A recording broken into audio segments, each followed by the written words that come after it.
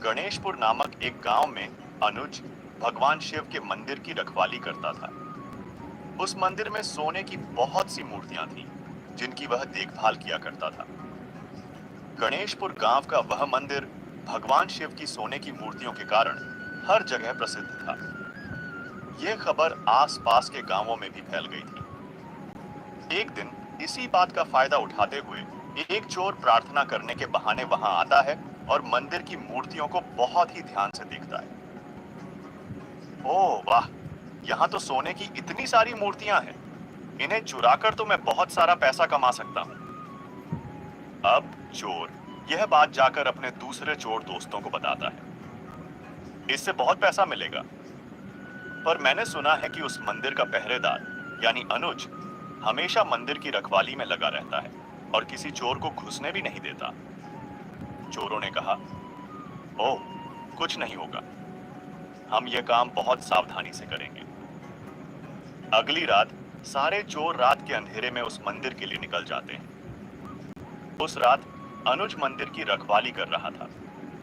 उसने रात में बाहर एक चारपाई बिछाई और उस पर लेट गया, लेकिन आधी रात को उसे नींद आ गई। तभी उसे कुछ अजीब सी आवाज सुनाई दी, जैसे कोई मंदिर का दरवाजा तोड़ने की कोशिश कर रहा हो। यह देखकर अनुज जोर जोर से चिल्लाने लगता है। फिर कुछ लोग हाथों में लाठियां लेकर वहां आ जाते हैं और चोरों को मौका मिलता है और वे वहां से गायब हो जाते हैं। क्या तुम ठीक हो नानू? हाँ, भगवान शिव की कृपा से सब ठीक है। आज तो वो चोर बच गया, पर जिस दिन उसे मौका मिलेगा वो मंदिर की सारी मूर्तियां चुरा ले जाएगा। नहीं, ऐसा कभी नहीं होगा जब तक मैं यहाँ हूँ। लेकिन इस घटना के बाद से अंजलि और भी डर जाती है और अनुज को वह नौकरी छोड़ने की सलाह देती है, पर अनुज ऐसा करने से मना कर देता है। अंजलि ने कहा, जब तुम्हें इतनी भक्ति और पूजा पाठ ही करना था तो मुझसे शादी करके मेरी जिंदगी क्यों बर्बाद की? तुम्हें परिवार की कोई जिम्मेदारी है भी या नहीं? अनुज ने कहा, मैं तुम्हारे लिए जितना कर सकता हूँ करता हूँ। मुझे 2 वक्त का खाना शांति से मिल जाता है और मुझे क्या चाहिए? मुझे अपने भोलेनाथ पर पूरा भरोसा है। वे बहुत दयालु हैं और अभी तो मुझे उन सोने की मूर्तियों की देखभाल करनी है। कुछ दिन ऐसे ही बीत जाते हैं। कुछ दिनों बाद वे चोर फिर से उस मंदिर में आते हैं, लेकिन इस बार वे पहले अनुज को बुरी तरह पीटते हैं और उसे घायल कर देते हैं। अनुज के सिर से खून निकलने लगता है। दर्द से अनुज जोर जोर से चिल्लाने लगता है। उसकी आवाज सुनकर कुछ लोग वहां आ जाते हैं और एक बार फिर वे चोर वहां से भाग जाते हैं। सब लोग जल्दी से उसे अस्पताल ले जाते हैं, जहां डॉक्टर उसका इलाज करते हैं, लेकिन अनुज का ध्यान अभी भी मंदिर की ओर ही था। अगले दिन वे चोर मौका देखकर फिर से उस मंदिर की ओर आने लगते हैं, लेकिन इस बार अनुज उन्हें बुरी तरह पीटता है और कहता है, चले जाओ यहां से। तुम एक दिन में इतनी जल्दी कैसे ठीक हो गए? हाँ, तुम तो अस्पताल में थे, फिर तुम यहाँ कैसे आए? मैं यहाँ कैसे आया उससे तुम्हें कोई मतलब नहीं होना चाहिए।